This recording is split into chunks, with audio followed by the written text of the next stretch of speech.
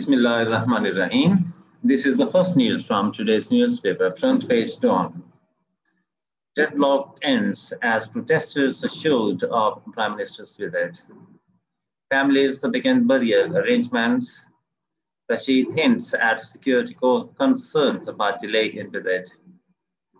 Aliani removes DC, DPO, Deputy Commissioner, Deputy Police Officer, DPO, I don't know, forms JIT to probe massacre. HDP says bodies forcibly taken into Western bypass. MWM announces end to sit-in across country. Dawn report. Islamabad protesters over the brutal killing of Shia Hazara workers ended on the seventh day as the grieving families in the early hours of Saturday morning announced the burial after two federal ministers along with the chief ministers of Balochistan. In their second visit to the Quetta protest camp assured them that the government had accepted their demands and clarified the remarks of Prime Minister Imran Khan that spread controversy earlier in the day. The announcement to end the sit-in came from the Shahada Action Committee and Majlis Wahdat al-Muslimin representatives as the federal cabinet members Ali Zaidi and Zulfi Bukhari, along with Chief Minister Jam Kamal Khan Aliani and Deputy Speaker National Assembly Qasim Suri, assured the mourners that the Prime Minister was ready to visit them anytime soon and meet all their demands. The grieving families were informed that the Prime Minister, Interior Minister Sheikh Rashid Ahmed, and the Chief of the Army Staff General Qamar Javed Bajwa were expected to visit Quetta on Saturday. The decision ended in the week-long deadlock between the protesters and the government over the Prime Minister's decision not to visit the mourning families until their burial. The situation had worsened earlier in the day when Mr. Khan at an event in Islamabad remarked that the Prime Minister could not be blackmailed by the protesters. He said visiting Quetta before burial would set a precedent for anyone in future to blackmail the Prime Minister. His remarks not only drew sharp criticism from almost all religious and opposition parties, but also enraged the mourners, some of whom decided to go on a hunger strike until death. Almost all mainstream religious parties, except the banned Ahle Sunnat wal Jamaat, criticized Mr. Khan for his immature statement and termed it his stubbornness. While Interior Minister Sheikh Rashid, in an attempt to pacify the situation, told a presser that the reason for delay in Mr. Khan's visit and relevant information could not be disclosed at the moment and hinted at the security concerns. The opposition Pakistan Muslim League and Nawaz Sharif PMLN gave a call for a countrywide protest asking the party workers to join the sit-in of the Hazara community. In his address at the launching ceremony of the Special Technology Zones Authority in Islamabad, Prime Minister Khan said, "We have accepted all of their demands except one that the dead will be buried when the Premier visits. I have sent them a message that when all of your demands have been accepted, you don't blackmail the Prime Minister of any country like this." He said he would visit the Hazara community the day they would bury the slain victims. He said if he visited Quetta before burial, it would set a precedent and then he might be blackmailed by anyone in future. This should be clear. All of your demands have been met, but you can't impose a condition. So first bury the dead. If you do it today, and then I guarantee you that I will come to Quetta today. The Prime Minister PM said he had already informed the cabinet and then gave public statements that India was trying its best to spread chaos in Pakistan. I laud our intelligence agencies for the fact that they thwarted, four major terrorist events.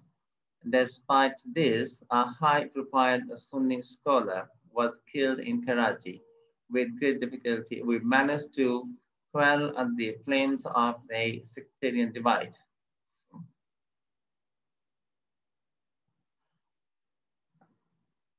Similarly, he said, soon after the March incident, he first sent the Interior Minister and then two cabinet members, Ali Zadi and Zulfikar Bukhari, to speak to the mourners and assure them of government support.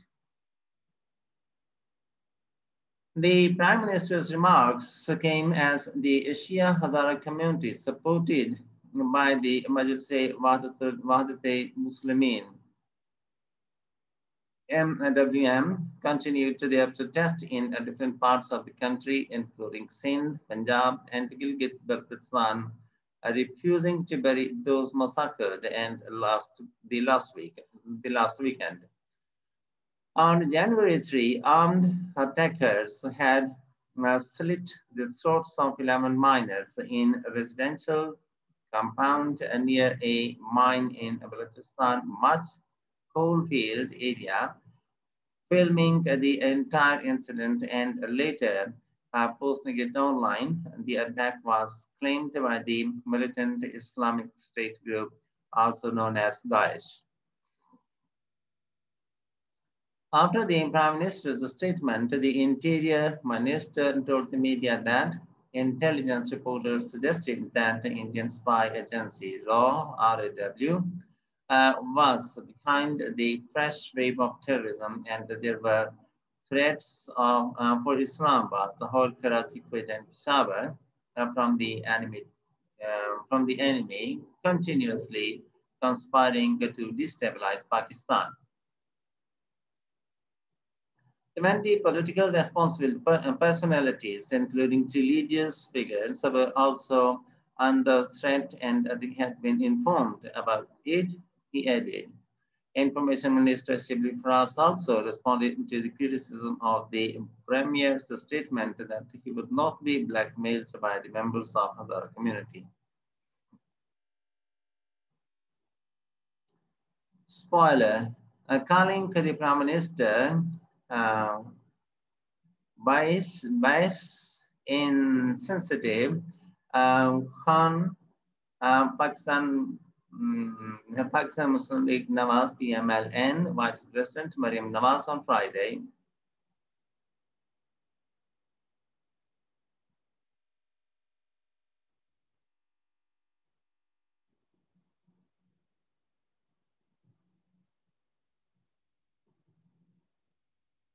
sought the establishment's taken on worsening situation. She said to Mr. Khan and his government had spoiled all the efforts being made and to deal with the crisis amid widening protests against the targeted killing of Shia Hazara men, and asked if he was the only Sawad gift they could find among the 220 million Pakistanis. Even the security forces, which were also engaged in talks with the protesting Shia Hazara mourners and were likely to reach an agreement, must have been embarrassed by Prime Minister Khan's, PM Khan's press statement describing to the sit-in and the visit of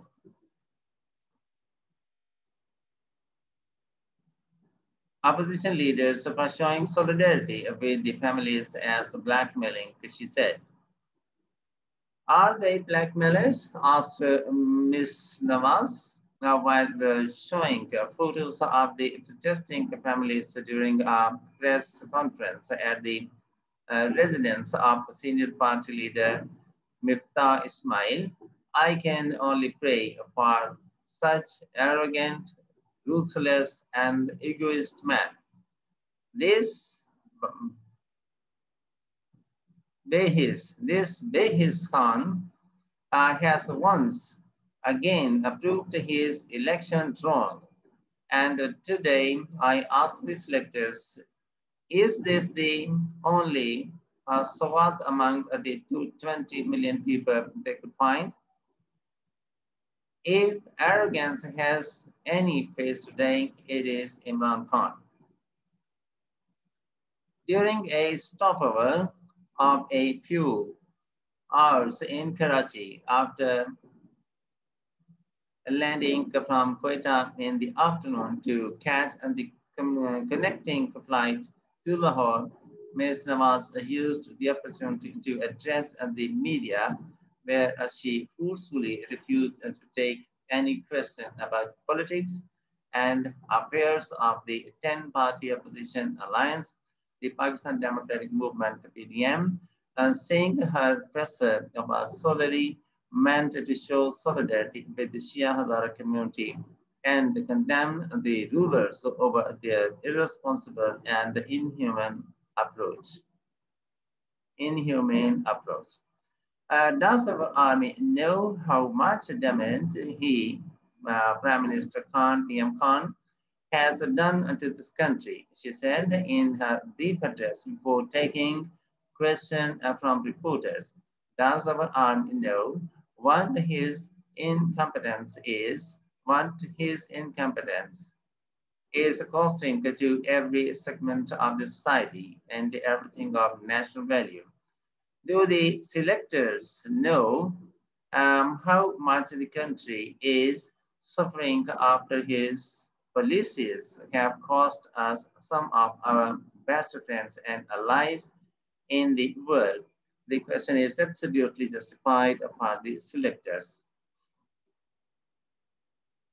She sounded furious when asked about weight in Prime Minister's PM's stance for not visiting Quetta. Is he, Prime Minister Khan, PM Khan, competing with bodies? She replied to a question.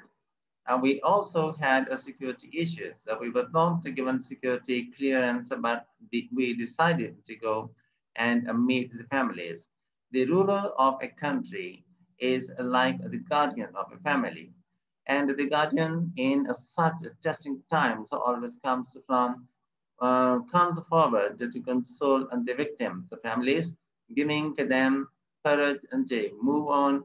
But here the nation awaits an answer as to what has been preventing him from the meeting those waiting for him in chilling cold of Quetta for nearly a week. JIT, Jamiat, I don't know what it is. JIT formed a joint investigation team. JIT, joint investigation team from the DC DPO removed. The probe, the March massacre, to probe the March massacre, Balochistan Chief Minister Jam Kamal Khan Aliani set up a joint investigation team, JIT, asked it to fix responsibility on the departments concerned for negligence in the protection of much qualified coal field workers, issued orders for compiling the database of coal workers and implementation of labor laws. He also ordered the removal of deputy commissioner and the district police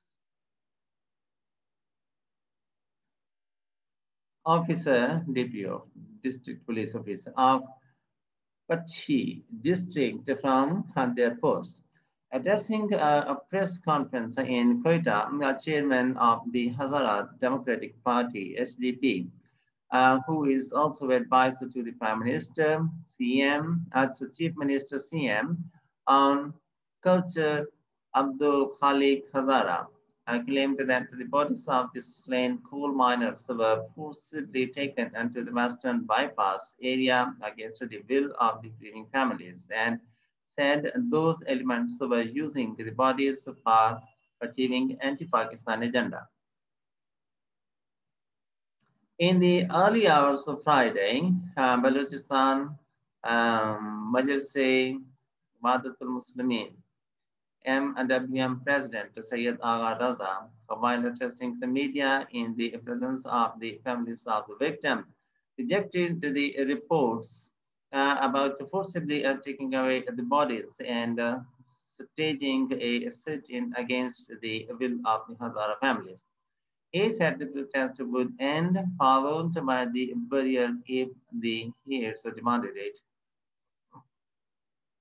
On Friday evening, the Shia Hazara community members condemned the statement of the Prime Minister and termed it an insult of the mothers who were sitting along with their slain sons in the sit-in for 6 days.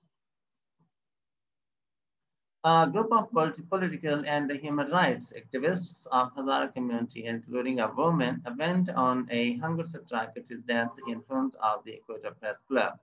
They demanded that the Prime Minister PM Khan should apologize to the Hazara community for his statement. Our hunger strike unto death would continue until the apology from Prime Minister Imran Khan, Sajjad Hussain Changezi said at the hunger strike camp. Mr. Changezi, who was on hunger strike with Amanullah and Siddiqa Hazara, said the Prime Minister's PM's remarks were not only an insult to the mothers of the victims, but also to the entire Hazara community. Meanwhile, Hariakat Ali, the convener of the Shohada committee, said the families of the deceased were not ready to bury their martyrs until the visit of Mr. Khan to the sit-in camp. He said, we are not doing politics or blackmailing anyone. We are just demanding assurance from the Prime Minister for justice for slaughtered coal miners and implementing our demands. Amir of Jamiyat-e-Islami, a senior Sirajul Haq, also visited the sit-in camp of the Hazara community along with party leaders, expressed regret over the attitude of the federal government towards the demands of the families of much victims. Sayyid Adwan Raza, Kalbe Ali, and Munawwar Azim in Islamabad, Imran Ayub in Karachi, and Saleem Shahid in Quetta continued on this report. In the end, the formal request, if you have not yet, please subscribe our channel and press the bell button to get the fresh from us. Thank you for watching. Have a nice time. Goodbye.